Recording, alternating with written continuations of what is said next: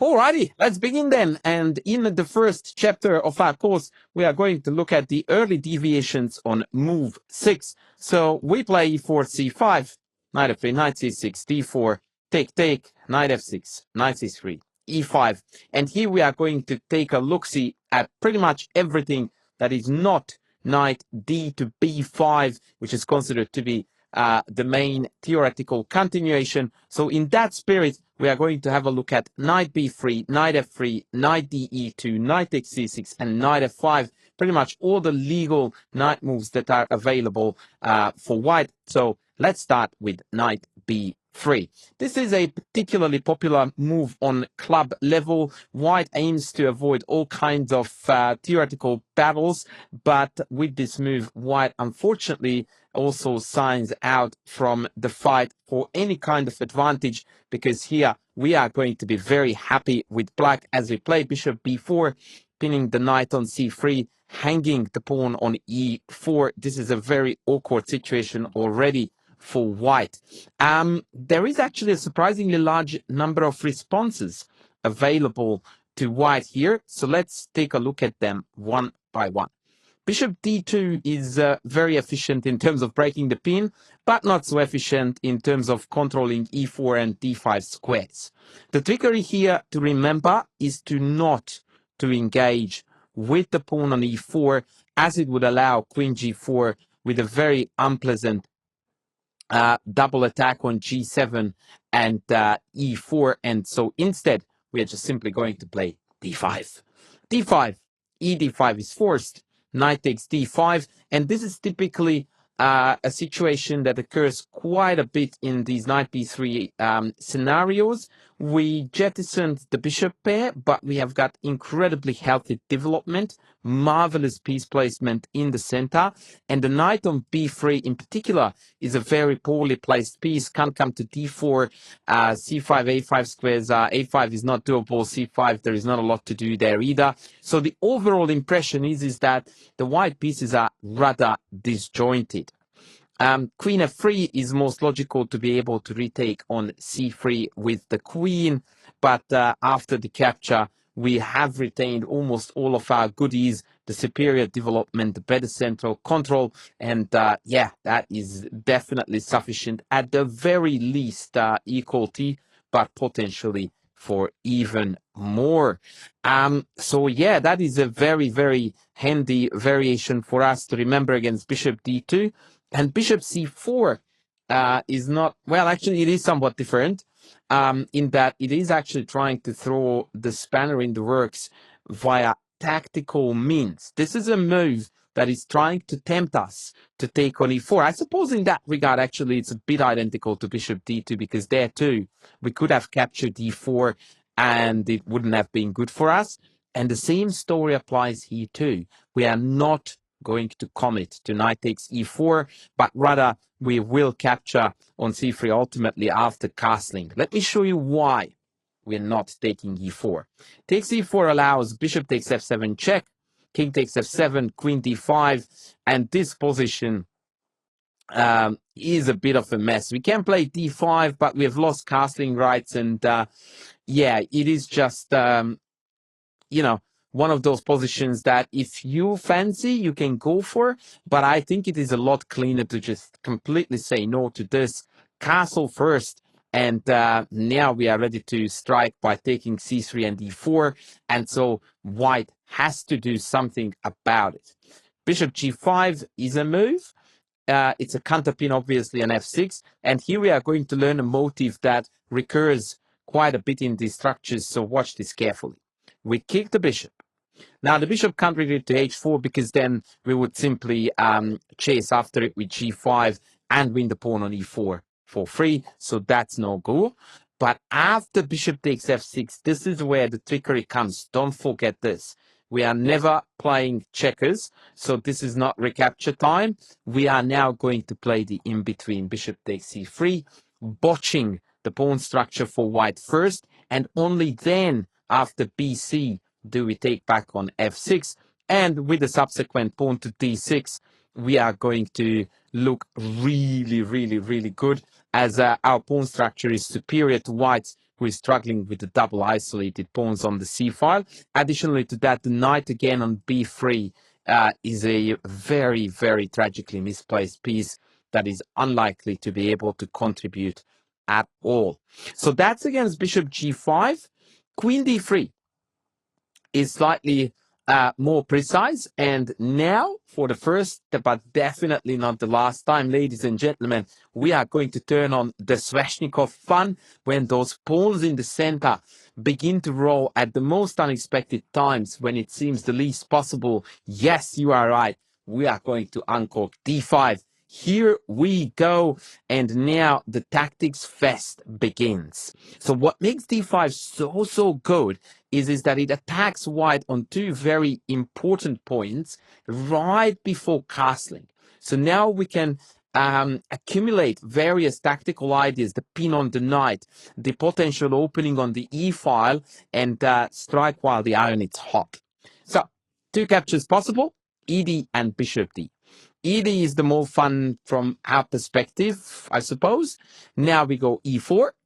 And when the queen goes to e3, we go knight e5. Note that every single move we play comes with a tempo. It's always a great feeling when you get to attack. Queen d4, they have to guard the bishop on c4, because if the bishop departs from c4 to virtually anywhere, we can just take d5 and c3 and be very, very, very happy. So queen d4 is forced. Now we take the bishop, and now we take the pawn as well. And not only did we manage to recuperate the sacrificed pawn, we have obtained the bishop pair. The queen on c4 is still quite a bit wonky. Black is looking absolutely fabulous. So bishop d5 is white's better course of action. In this case, after take, now we have to go knight e7. Castles, bishop f5, and after the queen goes literally anywhere, we are going to take c3, and we are going to take the pawn on d5. And again, our position is slightly preferable due to the pressure against the c2 pawn, and also our slightly more advanced development. So that was a bit of a fun line there with bishop c4. So yeah, just remember, don't engage with the e4 pawn, castles first, have fun after.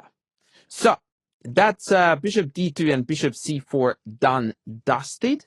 We are on to bishop g5 now, and you already are familiar with this pin and the concept, and so you also know what to do against it. Kick the bishop, don't retake on f6, take on c3, and only then retake on f6. And we are in a more or less identical scenario to what I showed you earlier. Same story goes. The double c pawns are really bad. The knight on b3 is really bad. Black is much better here. So bishop g5 is simply not feasible here. And finally, we are onto the main line, I suppose, of the knight b3 sub variation, which is going to be bishop d3, covering the e4 pawn. d5, this is the issue with this knight b3 line, that we can very easily carry out d5 and take control of the center. And now we have got two moves. ed is the main line, of course. Castles, we simply keep on pushing. We keep on pushing those pawns and harassing knights. And after a3, bishop e7, we can just call it a day here. Easy development, bishop e6, castles. We can pester the knight on b3 with a4. Not a single piece in the white camp is looking dangerous or well placed at all. So we have every reason to be happy here. So on to ed5. ed, knight takes d5, bishop d2, and here both moves, knight takes and bishop takes, are known to be perfectly satisfactory for black. In this course, we are going to go with knight takes c3, bc, and then we pull the bishop back to d6, and we are ready to castle and play f5 and take over the initiative with a very strong kingside attack. The only thing that white can do against it is this pesky queen h5 move, which defends, or rather I should say prevents us from castling due to a tiny little checkmate on h7. So in this case, we are going to go now, get out of my face with your queen. And when they go queen h6, we are now going to complete a quite surprising rerouting bishop f8. And when the queen abandons its post from h6 and goes back to e3, we can simply play bishop g7, castle. And once again, we are going to be absolutely golden and happy with our position. And that, ladies and gentlemen, sums up everything that we needed to know about knight b3. And so now we are going to move on to our next side variation, which is going to be knight to f3. Similarly to the knight b3 variations, we have not a lot to worry about. We are going to play bishop b4, just like in the previous case, going after the pin, going after the e4 pawn. Four big moves here. Bishop g5 is the one we are going to start with. Bishop d3, bishop d2, bishop c4. They are actually like for like, identical for or identical with the knight b3 ideas. Bishop g5, you know, our bread and butter hasn't changed. h6. If they go back once again, we win the pawn on e4, and it's actually worthy of note that here bishop e5 is not playable on account of knight e5, knight e5, knight c3. This has gotten pretty sharp pretty quick, so we need to be aware of these variations. And after queen d4, there is a very neat way for us to win a piece. It goes like this: queen e7, bc, and bishop d6. And see ya, wouldn't want to be ya. The e5 knight is Gonski, and we are going to end up with an extra piece and an extra point next to our name on the ranking. So back to immediate queen d4. So bishop e5, knight e5, queen d4, setting up a world record of attacking 3 minor pieces in one go. But this one is not going to quite cut it either. Knight c3, queen e5, queen e7 again ensures that black is going to end up winning material, decisive material, in fact, as queen e7, king e7, bc, bishop c3 picks off an entire rock. And so black will have to, white, will have to accept their fate, which is that they can't retake on c3. So the taking on e5 lines are not dangerous at all. And so after knight e4, we are up a pawn. So let's go back to bishop takes f6. And you have already passed this test once at least. You know what to do. Take c3, take, and the assessment and the judgment is the same. It's actually quite ironic that the knight on f3 is just as bad as the knight on b3 was, as I also don't have any meaningful squares to go to from here. Awesome. All right, so bishop g5, no go. Bishop d3, bishop takes c3. Now, here we don't opt for d5. We could, but the immediate take and castles is a safer route. And now we are simply going to complete development with d6 rather than playing d5 and opening up the diagonal for the light squared bishop. We opt to just simply play d6 and complete development, bishop e6, rook c8, and start piling up the pressure. Our position is absolutely fab. The main reason why d5 is not on our agenda here is because after ed knight d, now there may be some attacking ideas available to white with knight g5, which of course certainly wasn't the case when the knight was stuck on b3. It's always important to do these comparisons and ask yourselves, why is one idea working in one and it doesn't in the other? Or why do we play for a different setup? These comparisons help an awful lot with understanding the position, because when you understand, you remember. So it's always best to try to remember your opening theory through understanding and not understanding through memorization. That's never going to work.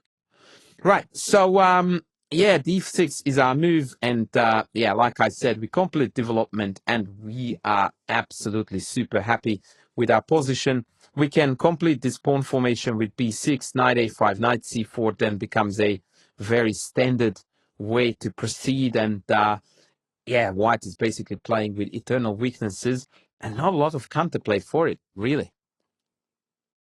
All right, next. Bishop d2. Bishop takes c3, bishop takes c3, and we take the pawn on e4. Knight e5, knight c3. Now, this is a very well-known, quite long variation where an awful lot of captures take place. It's really, really funny. Yeah, basically the opening theory is stopping somewhere around here. Actually, I had a student who played a game like this. If white plays perfect chess, I believe that this line is maybe drawable, but for the time being, we are up a pawn, and obviously that means that the position is preferable to black. Let me go through this again for you. So it's absolutely crazy. Take, e5, and now the I take, you take nonsense just goes on for like 6 straight moves. So take c3, takes c6, takes d1, takes d8, b2, b7, and this is where we deviate by taking b7. And then now that we are up a piece, but we have to lose one of them back, we take one guy down with us, the g2 pawn. And this is the point that we need to remember, that although we are awkwardly pinned along the b file, we do have the time to consolidate. So if they were to play, for example, well, after king d2, I guess we have the check, but we don't even have to do that. We can just go castles and then escape on a4 when we get attacked. That is the key concept there that we need to remember and understand that our knight cannot be trapped and hurt because of the pin. And yeah, end of story. So that was bishop d2, and finally bishop c4, where again we are going to refrain from knight e4. I love these analogous patterns that you can apply to various ideas or various lines even. The reason why we refrain from it is this time queen d5. A very awkward double attack on e4 and f7, and after knight d6, white has bishop b3. And now again, think with me. So why is it that in the other variation, when the knight was on b3, white played bishop f7, but now it's queen d5? Well, it's because now after knight d6, they can drop the bishop back to b3, which they couldn't do in the knight b3 line. And this is now quite unpleasant for us because the development of the c8 bishop is very problematic. Knight g5 ideas are pending. Don't go here. No, we don't want this. Again, just played calm and measured chess. Let's castle. Let's maintain this threat for one move longer. And now is the time to take on c3 and just calmly again play d6 and be happy. I believe that knight e4 here too would lead to some annoying tactics with bishop a3. So that's again why we play the calm and measured d6. Bishop a3. This is the key idea here, going after our d6 pawn. But fear not, we have got knight a5. And this very unpleasant counterpunch is going to solve all of our problems. And the main reason for that is because this poor bishop on c4 has got no good squares to go to at all. Let's have a look-see at all three of them. Bishop d5, bishop d3, bishop b3. Bishop d5. Now what that means is that now the pressure on d6 is somewhat lessened, although bear in mind that bishop takes d6 is still a threat on account of the tactic of queen d6, bishop f7, winning our queen. So still be mindful. Bishop g4, bishop d6. We knew it was coming, but now we calmly play rook e8. And yeah, black has got now a fair few annoying threats. In particular, we would like to eliminate that nasty bishop on d5. Bishop b4, knight d5. If ed, then we jump into c4. And although we lost a pawn, we might win a very quick game here, because now the pending threat of e4 is really, really difficult to get out of. The bishop on b4 is quite miserably placed too, and we have got this marvelous 4-on-3 majority that we can just send and create quite serious problems for black. So yeah, bishop d5, bishop g4, bishop b4, knight d5. So bishop a5 is the correct capture. We take it, they take on d5, and after queen takes c3, we recuperate the invested material. f3 is hanging, c2 is hanging. There is absolutely zero chance that we can be worse here. Yeah, I think we could call it here. Queen d6 is one of the moves they can do, but that hangs f3. I think it was left in there by accident. We should call the line off here. So bishop d5 doesn't quite cut it.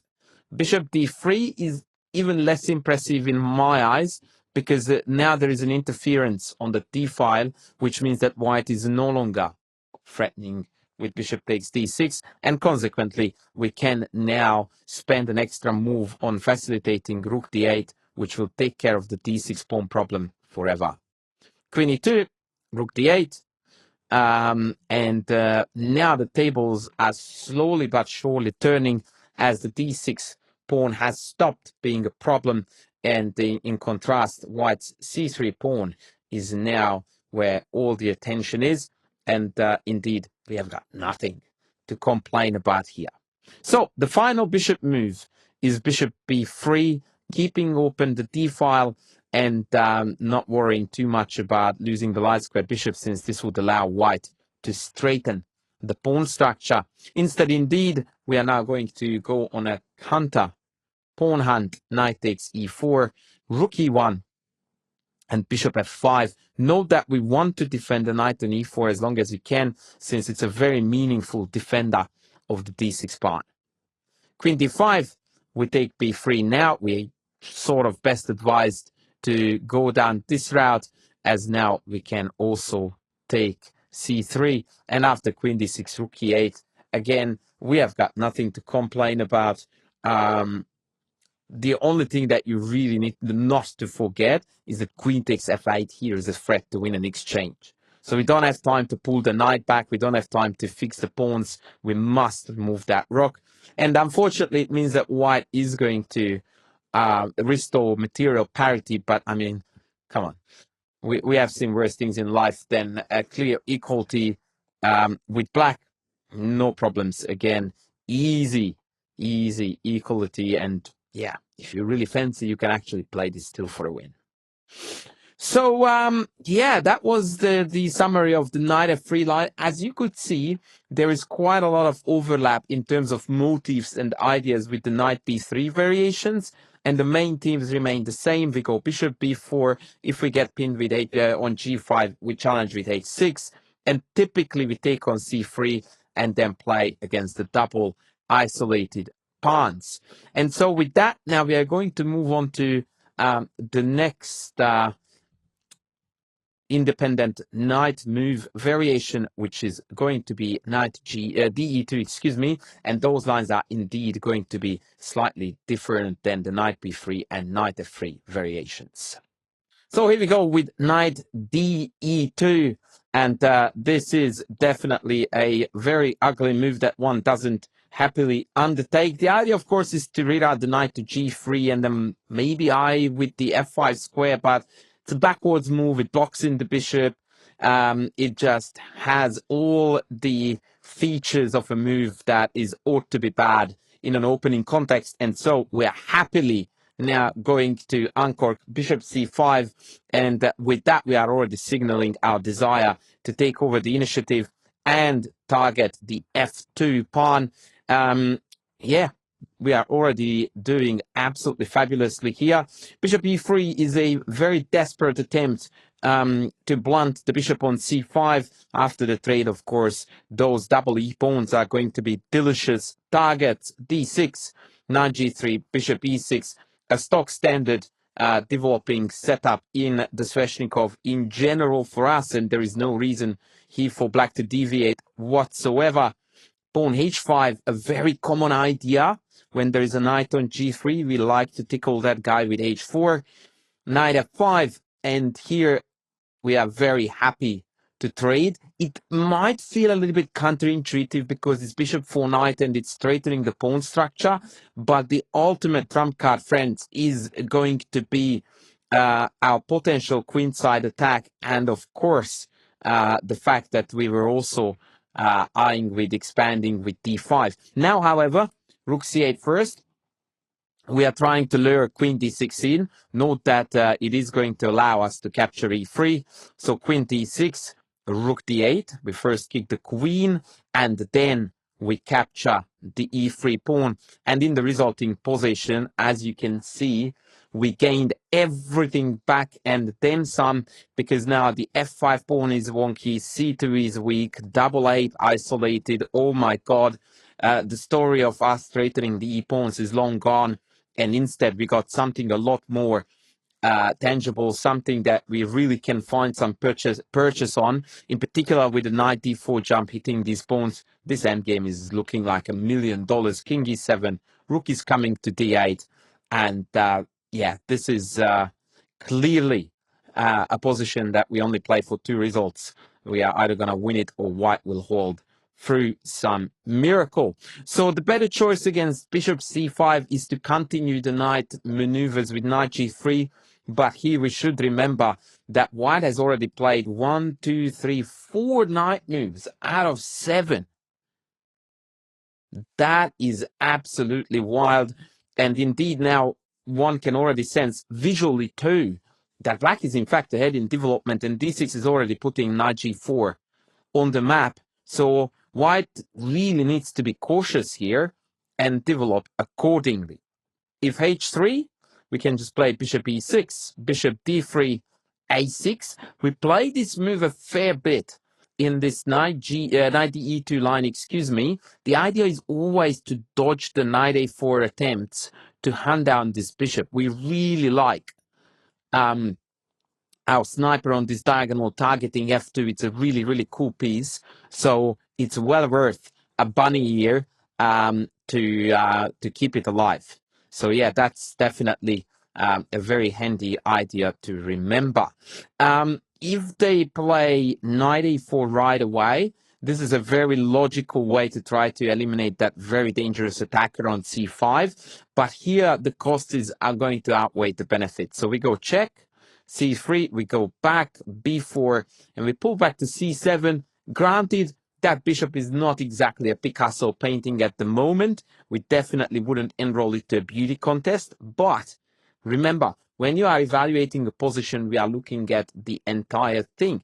And the impression is that we have a very compact, good-looking position ready to strike with d5. White has nothing but 2 completely wayward knights and wonky pawn moves. So one bishop on c7 is not going to alter this picture at all. And we can safely say that black is way better here. So knight a4 is too soon. Then we look at bishop c4. Now this is actually ignoring knight g4 big time. And so off we go. For those of you who might have my king safety course, you may recall that I dedicated a segment of a chapter to the knight on knight scenario, describing that this g3 knight is a hugely incompetent defender. And the reason for that is because it's not guarding any of the 3 pawns in front of the king. So when it castles, then we just go queen h4, and all of a sudden tragedy and collapse is imminent. On the king side, after h3, we have got the very neat knight takes f2, winning the house, since g3 is now hanging as well. A very handy motive to keep in mind. So against knight g4, the better choice instead of castles is, quite funnily, rook f1. And now the story is slightly different. We need to be a little cautious here, because after h3, I almost fell for this actually. I was very, very keen on capturing f2, but that would be actually a gross oversight on account of the shocking queen f3. And lo and behold, the trickster has been tricked. We are facing a supremely unpleasant queen f7 check, and f2 is hanging, whilst g3 has been sufficiently protected by white. it's never too late to mess up. The correct way is simply to come home. And now we have got a fantastic position. The white pieces are again very oddly placed. Rook on f1, knight on g3. It just doesn't really add up. We can castle. We can play bishop e6. Easy, fluid moves always at our disposal. And that almost always means that our position is significantly better. Last but not least, and this is the final attempt, bishop e2, the most logical move. It develops, it cuts out knight g4, and so now here we go, a6 again, same story. We would like to ensure that the bishop stays alive against knight a4. Castles? And now we have got two ways to play it. One is continuing the bunny ears, making it symmetrical, denying bishop g5. I actually quite like this. The other line is very long and yeah, it goes to a rather dull endgame. So let's have a look at it. King h1, obviously signaling f4. We castle, and when f4 hits, we take. Most of the times, lower-rated players, club players, are very reluctant to undertake this capture because they are concerned about the relative weakness of the d6 pawn. However, the most important feature in the position after the capture on f4 is the fact that we can always plant a knight on the e5 outpost, and there is absolutely zero chance that your d6 pawn can become a realistic target. I think if I wanted to play for a win with the black pieces, I would opt for this line. I will show you the alternative. Castles, allowing the pin. And now we go into what does remind me a fair bit of a regular Sveshnikov main line with a knight on d5 and black trying to maneuver the pieces around that knight on d5 and, of course, challenge it as best as we can. Now with bishop c4, then we challenge the bishop too. And this is actually quite similar to the main line. And now the position is very, very equalish. The knight on f5 is constantly under threat. So we are doing perfectly fine here. 97 is slightly better. We take back, and this is where we go for this absolutely bonkers endgame scenario, takes. And in this opposite colored bishop scenario, we now move forward with the pawn, threatening queen e5, d5. And so queen d5 incoming, rook e8. Also e4 occasionally puts e3 on the map. So king h1 is quite a prudent move to take the sting out of that. And now the masses of trades come, and yeah, we are headed straight for a very, very drawish endgame. All of these are best moves proven by the engine, and not so surprisingly, we find ourselves in a dead draw, opposite colored bishop ending. And that wraps up knight de2. We've got two variations left. Knight takes c6, the most common club level move, I believe, is knight takes c6. But this, of course, cannot be right on account of strengthening our center. Now we can play for d5 ideas. And also the semi-open b file is a beautiful avenue for us to exert pressure onto the white queen side. Three moves here: bishop g5, bishop d3, and bishop c4. Bishop g5 immediately allows us to demonstrate the importance of said b file.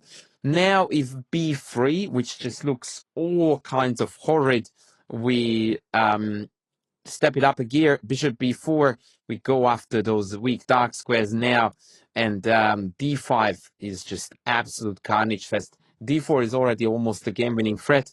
a3 castles, and white is not going to survive the onslaught of the black pieces. Bishop g4, followed by either d4 or de4, is going to be absolutely devastating. This is just simply not playable. So instead of b3, white should try rook b1, but that is also quite ugly, to be perfectly fair.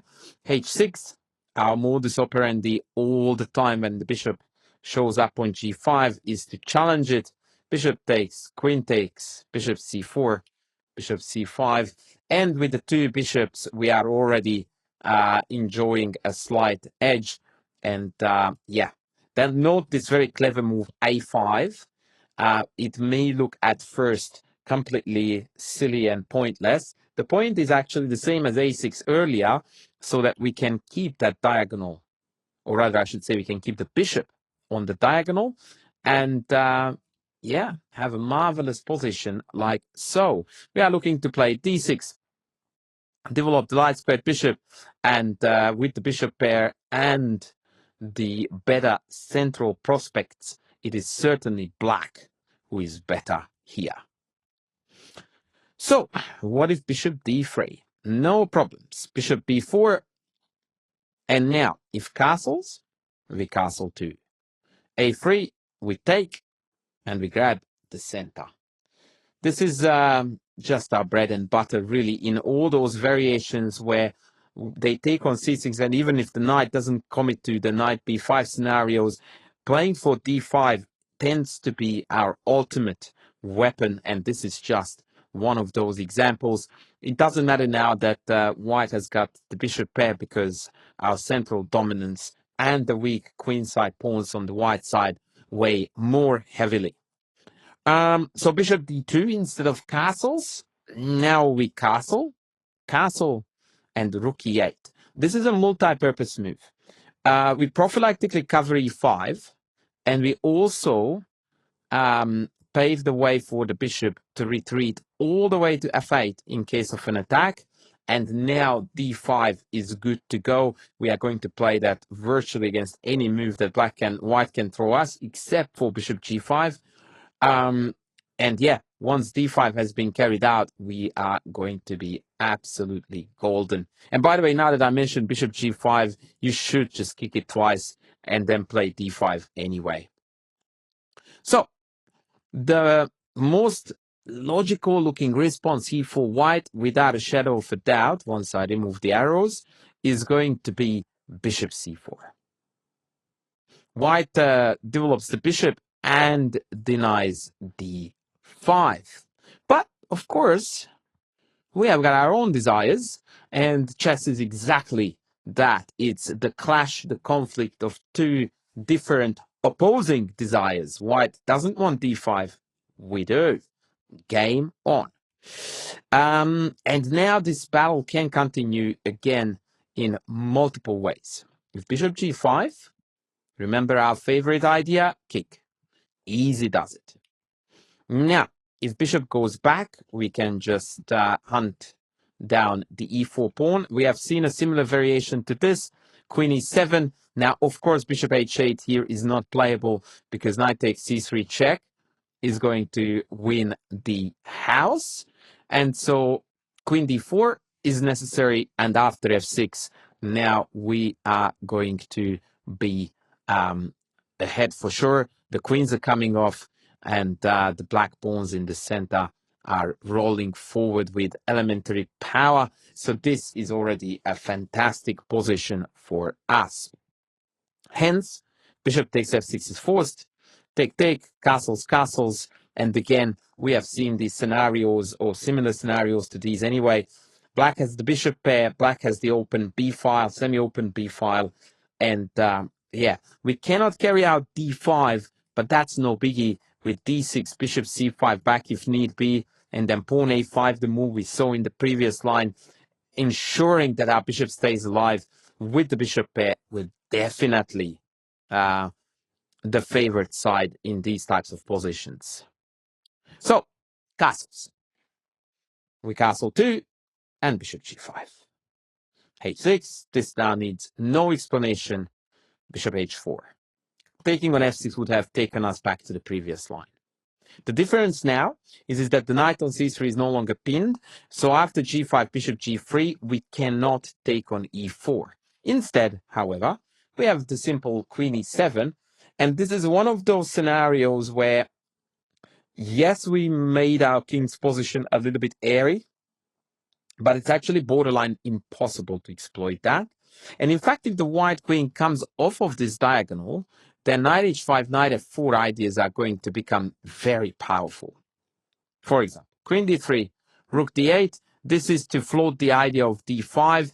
but also just allowing us that d6 is safely guarded in case a3, knight a4, or a3, b4 even, tries to remove the bishop from the d6 pawn. So as you can see now, everything is protected to perfection, and the previously mentioned knight h5, knight f4 idea is already on the cards. I certainly prefer black's position here because white is utterly planless. And that's, by the way, a typical problem in these Sicilians where white allows this pawn formation to black, that there are so many squares under our control in the central areas that white finds it very, very difficult to find a meaningful plan and or a pawn break. There is none to be had either. And that is the main factor that determines that black is actually the favored side here. And with that, ladies and gentlemen, we are on to the final variation of the move 6 deviations, the first chapter, and that is going to be knight to f5. Now, this is perhaps the best of the pack, the pick of the litter, if you will, but even here we have nothing to fear.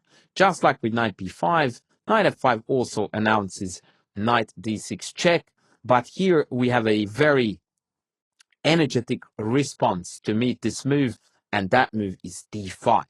Now, obviously, we can't do this when the knight is here on b5, but with knight on f5, we are actually targeting the knight. In fact, the main variation is ed. Knight d is complete nonsense. We can just pick off e4, and now the white pieces are already very poorly coordinated. So it's ed5 every day of the week, and now we arrive in this position with bishop f5 takes and takes. Very important to remember, and now I explain why, so you will understand and remember that we do not take the queen first. The reason for this is that after knight takes, pawn takes, knight e3, this knight on e3 is really annoyingly placed, hitting bishop, defending pawn, and if you pull back knight c4, and now the white pieces are quite well placed, as in the knight, and with the two bishops coming out on e2 and e3 respectively, white has super easy development, and our pawns feel a little bit wonky. And so instead of taking the queen, we simply retake on c6, and we encourage white to take on d8, which would be equally bad, because now white has very serious problems with the defense of the c2 pawn. And so typically here they go queen f3, targeting bishop and c6 pawn. And we are going to play here queen d7. Queen c8 is known to theory as well. Bishop a6 is a bit of a pest. We are going to see this motif in the queen d7 line anyway, so allow me to show you. If here they go bishop c4, which is the less common move, we simply develop. If then bishop g5, we can now pick off c2. Double attack? No worries. That, friends, is a very, very lovely move. Attacking queen, attacking the g5 bishop, which is the most important feature of the move, so we don't lose a piece after queen c2, queen g5. And once the queens come off, we are a pawn to the good. Yeah. So bishop g5 is not playable. And instead, white should try the immediate castle.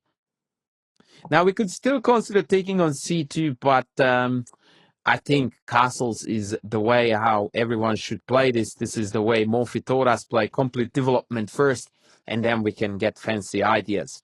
Now, there is a bit of a forcing line here, but fortunately it works like a charm.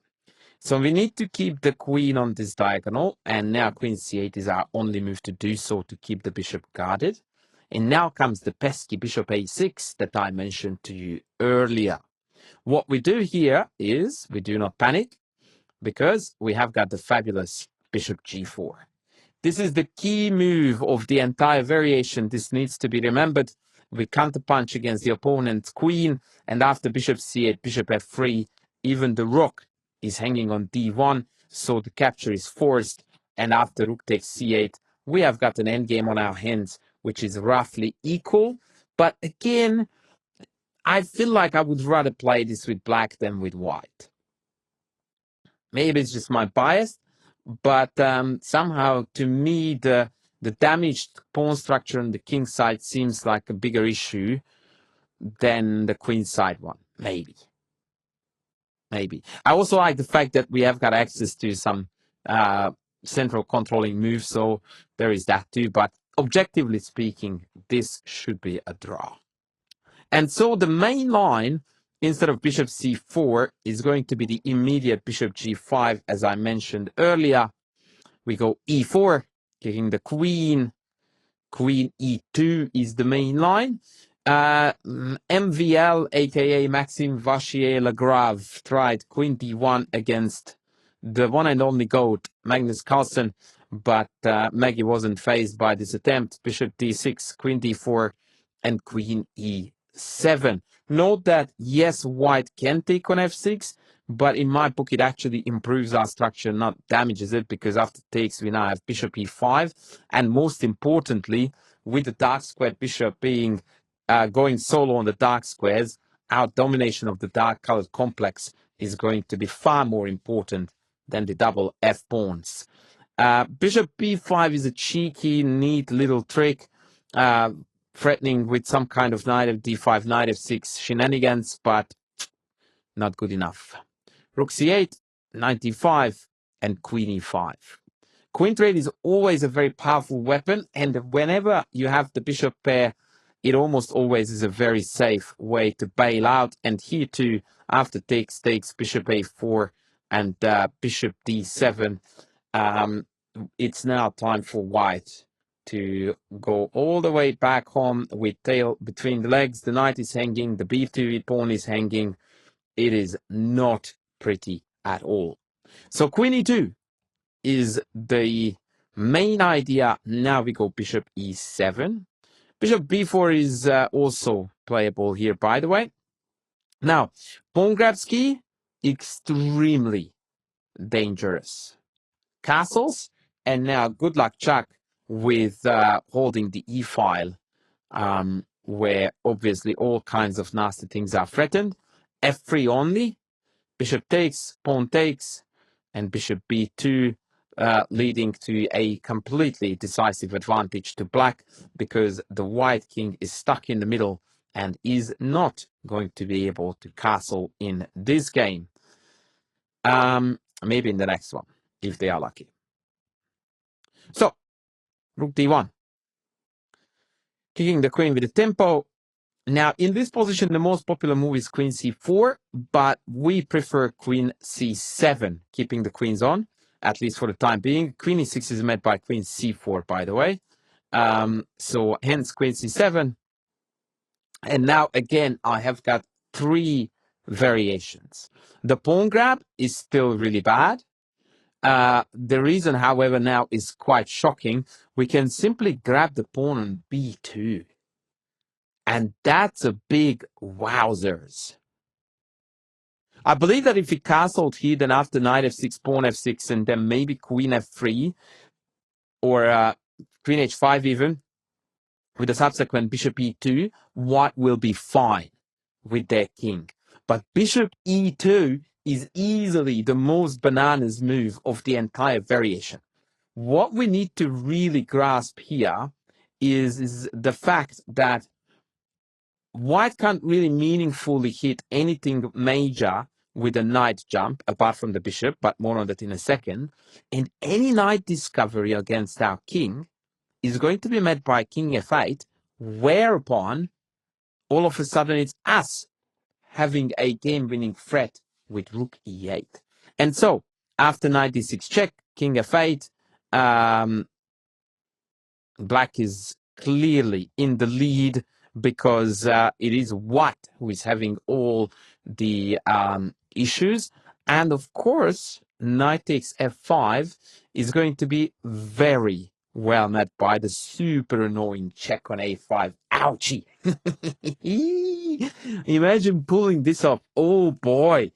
Now queen d2 is met by bishop c3, and after rook d2, we can just simply pick off the knight, and it's gonna be a pin parade for the friends of alliterations. Rook e8 coming, bishop c3 coming, all kinds of pins. I'm gonna coin this term. The pin parade is imminent. Wow, what a line. Let me see this one more time. I love this. Boomski. Ay, ay, ay, ay, ay. This is so cool. So knight f6 check is useless because of king f8, and knight g3 is the same as knight d6 as far as capturing the bishop. So, wow. Awesome line. Awesome line. Right. So if queen c4, just as if we had gone to queen e6, then we just simply castle, bishop e2, and rook b8. Always remember to utilize the file. Pawn hanging, rook b4 is coming. Take, castles, bishop e5, and this bishop pair is absolutely brutal. Note that the reason why we didn't take this is because there was some knight d5 shenanigans still available to white, but bishop e5 neatly attacks h2 and protects the queen against these pesky knight jumps. Black is better. And so queen e3 is our main line. I'm going to kill the arrows again.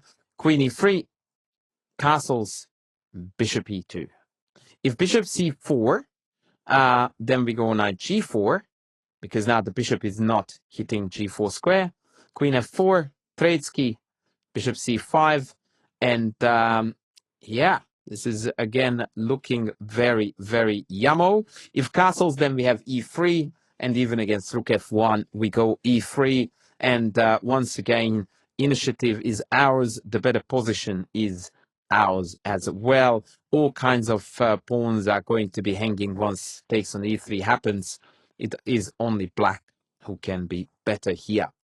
So, yeah, bishop c4 is no go because it allows knight g4. Hence, bishop e2, rook e8, preparing to protect the pawn with one more piece, and placing the rook on the same file with the enemy queen can never be a bad idea. Castles. And here comes a very, very gutsy move that I really like. In the spirit of the Sveshnikov again, we go bishop d6. We invite our opponent to take on f6, which again would allow black to retake with the pawn, and then ultimately start rolling those f-pawns up against the enemy king. Of course, white is not interested in that. h3, and after bishop e5, we have reached a perfectly fine position where we are just doing great. Our pieces are very actively placed. We can still go rook b8 to put pressure on the b file, pull the bishop back to g6, play h6, and create a luft for our king. And we are golden. And on top of everything, we can also provoke a queen trade on b6, allowing us to unify our pawns, or to fix our pawn structure. And that, ladies and gentlemen, brings us to the end of our first chapter, which was the sixth move alternatives. Once again, in conclusion, knight f5 is pretty popular on any level as far as the early deviations are concerned. The rest of them are typically mostly played on lower levels, club levels, but it never hurts to be very well prepared and know these variations. But for now, we are going to call it a day as far as chapter 1 is concerned, and we are going to move on to chapter 2, wherein we are going to discuss the seventh move, deviations from white's perspective. So let's have a look at that.